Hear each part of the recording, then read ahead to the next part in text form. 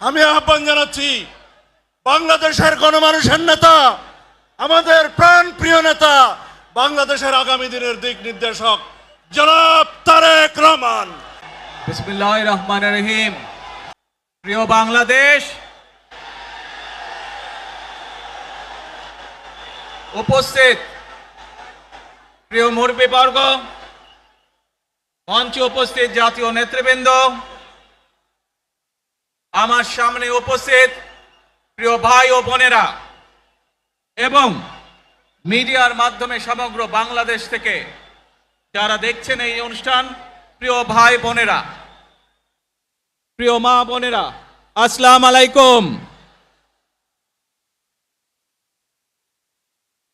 প্রিয় ভাই বোনেরা, আজ প্রথমেই আমি রব্বুল আলামিনের দরবারে হাজারো লক্ষ কোটি শুকরিয়া জানাতে চাই। রব্বুল আলামিনের অশেষ রহমতে আজ আমি আমার প্রিয় মাতৃভূমিতে ফিরে আসতে পেরেছি আপনাদের দোয়ায়। আপনাদের মাঝে প্রিয় ভাই বোনেরা, আমাদের এই প্রিয় মাতৃভূমি 1971 সালে লাখো শহীদের রক্তের বিনিময়ে অর্জিত হয়েছিল। ঠিক একইভাবে 75-এ আবার 7ই নভেম্বর আধিপত্যবাদীদের হাত থেকে রক্ষার জন্য সেদিন সিপাহী জনতার বিপ্লবের মাধ্যমে আধিপত্যবাদের হাত থেকে দেশকে রক্ষা করা হয়েছিল। একইভাবে পরবর্তীতে 90-এ স্বৈরাচারের বিরুদ্ধে এদেশের জনগণ, এদেশের খেটে খাওয়া মানুষ তাদের গণতান্ত্রিক অধিকারকে ছিনিয়ে এনেছিল। কিন্তু তারপরেও ষড়যন্ত্রকারীদের ষড়যন্ত্র থেমে থাকেনি।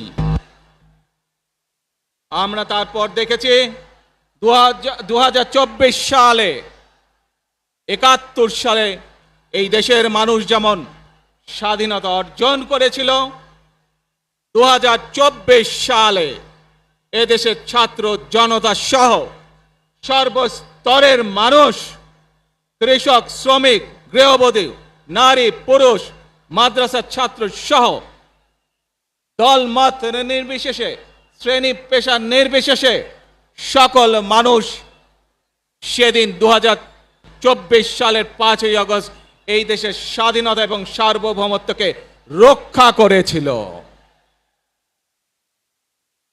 প্রিয় ভাই বোনেরা, আজ বাংলাদেশের মানুষ কথা বলার অধিকার ফিরে পেতে চায়। তারা তাদের গণতান্ত্রিক অধিকার ফিরে পেতে চায়। বাংলাদেশের মানুষ চায় তারা তাদের যোগ্যতা অনুযায়ী ন্যায্য অধিকার পাবে। প্রিয় ভাই বোনেরা, আজ আমাদের সময় এসেছে সকলে মিলে দেশ গড়ার।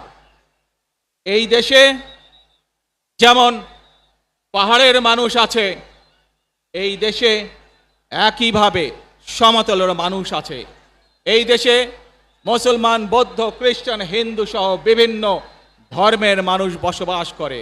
আমরা চাই সকলে মিলে এমন একটি বাংলাদেশ গড়ে তুলব আমরা, যেই বাংলাদেশের স্বপ্ন একজন মা দেখেন, অর্থাৎ একটি নিরাপদ বাংলাদেশ আমরা গড়ে তুলতে চাই। যে বাংলাদেশে একজন নারী, একজন পুরুষ, একজন শিশু যেই হোক না কেন নিরাপদে ঘর থেকে বের হলে নিরাপদে ইনশাআল্লাহ ঘরে আবার ফিরে আসতে পারে। প্রিয় ভাই বোনেরা,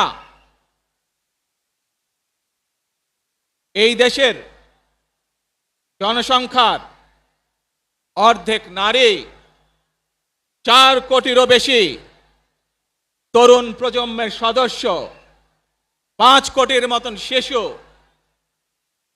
40 লক্ষের মতন প্রতিবন্ধী মানুষ রয়েছেন, কয়েক কোটি কৃষক শ্রমিক রয়েছেন।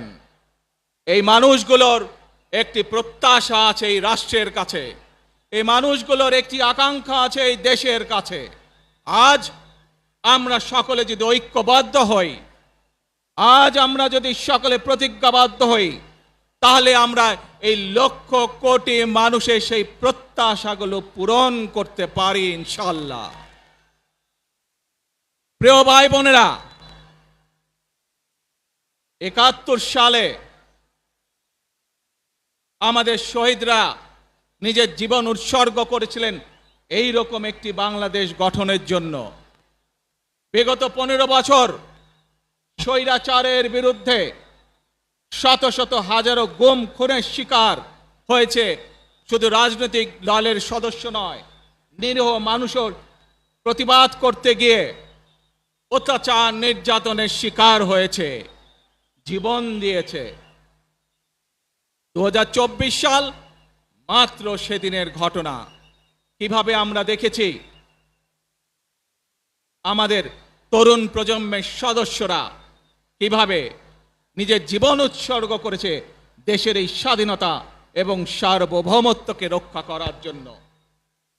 প্রিয় ভাই বোনেরা, কয়েকদিন আগে এই বাংলাদেশের 24-এর আন্দোলনের এক সাহসী প্রজন্মের এক সাহসী সদস্য ওসমান হাদিকে হত্যা করা হয়েছে। ওসমান হাদি শহীদ হয়েছে।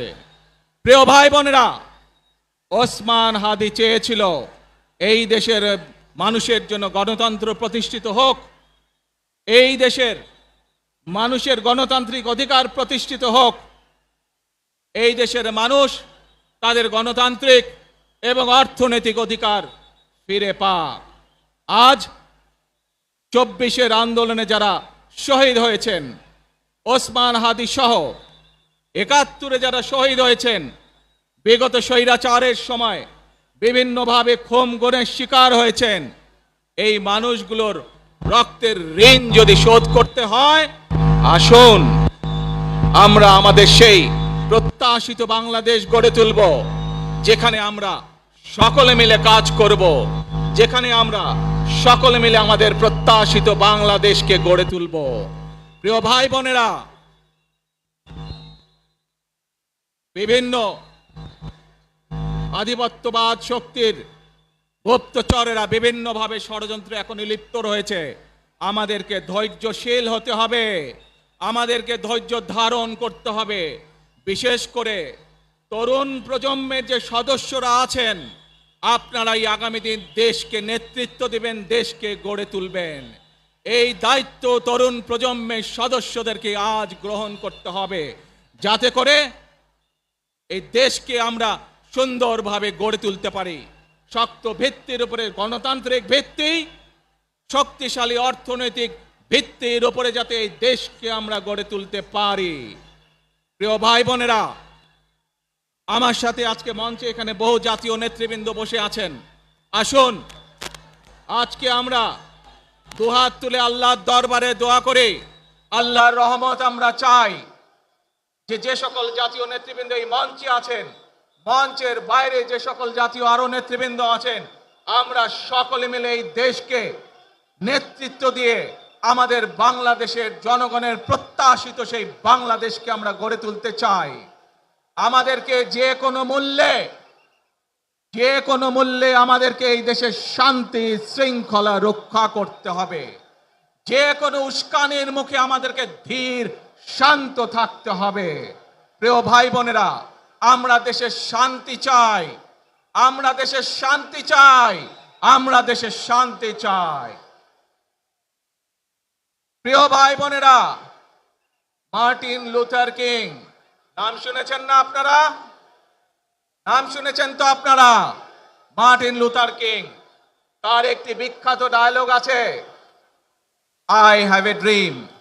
আজ এই বাংলাদেশের মাটিতে দাঁড়িয়ে আপনাদের সকলের সামনে আমি বলতে চাই, বাংলাদেশ জাতীয়তাবাদী দলের একজন সদস্য হিসাবে আপনাদের সামনে আমি বলতে চাই, I have a plan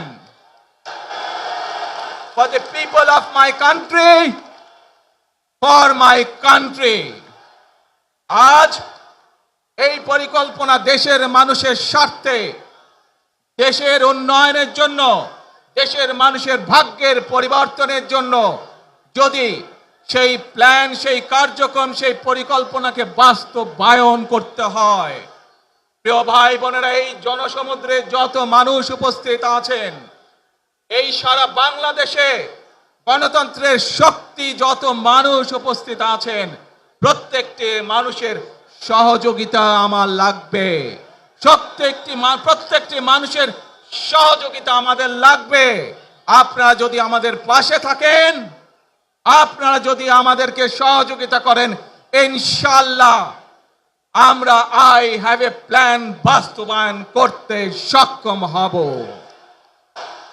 আসুন আমরা আল্লাহ রব্বুল আলামিনের দরবারে হাত তুলে প্রার্থনা করি, আমরা জানো হে রব্বুল আলামিন, হে একমাত্র মালিক, হে একমাত্র পরওয়ারদিগার, হে একমাত্র রহমত দানকারী, হে একমাত্র সাহায্যকারী, আজ আপনি যদি আমাদেরকে রহমত দেন, তাহলে আমরা এই দেশের মানুষ কঠোর পরিশ্রম করার মাধ্যমে আমাদের প্রত্যাশিত বাংলাদেশকে গড়ে তুলতে পারবো।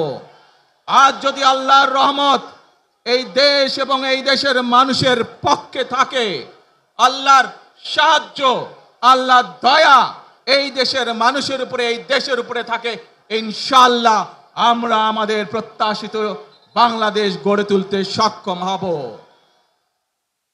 প্রিয় ভাই বোনেরা, আজ আসুন আমরা সকলে মিলে প্রতিজ্ঞা করি, আমরা সকলে মিলে প্রতিজ্ঞা করি যে ইনশাআল্লাহ আগামী দিনে দেশ পরিচালনার দায়িত্বে যারা আসবে, আমরা সকলে নবী করিম সাল্লাল্লাহু আলাইহি সাল্লামের যে ন্যায়পরায়ণতা, সেই ন্যায়পরায়ণতার আলোকে আমরা দেশ পরিচালনার সর্বোচ্চ চেষ্টা করব।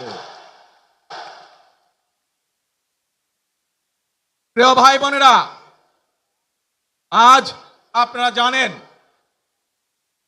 এখান থেকে আমি আমার মা দেশনেত্রী খালেদা জিয়ার কাছে যাব। একটি মানুষ, যে মানুষটি এই দেশের মাটি, এই দেশের মানুষকে নিজের জীবনের থেকেও বেশি ভালোবেসেছেন, তার সাথে কি হয়েছে আপনারা প্রত্যেকটি মানুষ সে সম্পর্কে অবগত আছেন। সন্তান হিসাবে আপনাদের কাছে আমি চাইবো, আজ আল্লাহর দরবারে আপনারা দোয়া করবেন যাতে আল্লাহ ওনাকে তৌফিক দেন, উনি যাতে সুস্থ হতে পারেন। প্রিয় ভাই বোনেরা, সন্তান হিসাবে আমার মন আমার মায়ের বিছানার পাশে পড়ে আছে সেই হাসপাতালের ঘরে, কিন্তু সেই মানুষটি যাদের জন্য জীবনকে উৎসর্গ করেছে, অর্থাৎ আপনারা এই মানুষগুলোকে, যাদের জন্য দেশনেত্রী খালেদা জিয়া জীবন উৎসর্গ করেছেন, নিজের জীবন, সেই মানুষগুলোকে আমি কোনোভাবেই ফেলে যেতে পারি না। এবং সেজন্যই আজ হাসপাতালে যাবার আগে আপনাদের প্রতি সহ টেলিভিশনগুলোর মাধ্যমে যারা সমগ্র বাংলাদেশে আমাকে দেখছেন, আপনাদের সকলের কাছে কৃতজ্ঞতা প্রকাশ করার জন্য আজ আমি এখানে দাঁড়িয়েছি আপনাদের সামনে। প্রিয় ভাই বোনেরা, আসুন আমাদেরকে আজকে নিশ্চিত করতে হবে, আমরা যে ধর্মের মানুষ হই, আমরা যে শ্রেণীর মানুষ হই, আমরা যে দলেরই রাজনৈতিক দলের সদস্য হই অথবা একজন নির্দলীয় ব্যক্তি হই, আমাদেরকে নিশ্চিত করতে হবে যে কোনো মূল্যে আমরা আমাদের এই দেশের শান্তি শৃঙ্খলাকে ধরে রাখতে হবে। যে কোনো মূল্যে, যে কোনো বিশৃঙ্খলাকে পরিত্যাগ করতে হবে। যে কোনো মূল্যে আমাদেরকে নিশ্চিত করতে হবে যাতে মানুষ নিরাপদ থাকতে পারে। শিশু হোক, নারী হোক, পুরুষ হোক, যে কোনো বয়স, যে কোনো শ্রেণী, যে কোনো পেশা, যে কোনো ধর্মের মানুষ যেন নিরাপদ থাকে, এই হোক আমাদের চাওয়া আজকে। প্রিয় ভাই বোনেরা, আসুন। প্রিয় ভাই বোনেরা, সবাই মিলে আজ আমরা প্রতিজ্ঞাবদ্ধ হই, সবাই মিলে করব কাজ। জোরে আরো, সবাই মিলে করব কাজ, কর্মমদের বাংলাদেশ। ইনশাআল্লাহ আপনাদের সকলের কাছে দোয়া আছে, আবারও সকলকে যে কোনো মূল্যে দেশে শান্তি শৃঙ্খলা রক্ষার আহ্বান জানিয়ে যে কোনো বিশৃঙ্খলাকে পরিহার করে ধৈর্যের সাথে মোকাবেলা করার আহ্বান জানিয়ে আমার বক্তব্য শেষ করছি। আবারও আপনাদের কাছে কৃতজ্ঞতা প্রকাশ করছি আজকে আমাকে এইভাবে বরণ করে নেওয়ার জন্য। আল্লাহ হাফেজ। বাংলাদেশ জিন্দাবাদ, বাংলাদেশ জাতীয়তাবাদী দল জিন্দাবাদ। আসসালামু আলাইকুম।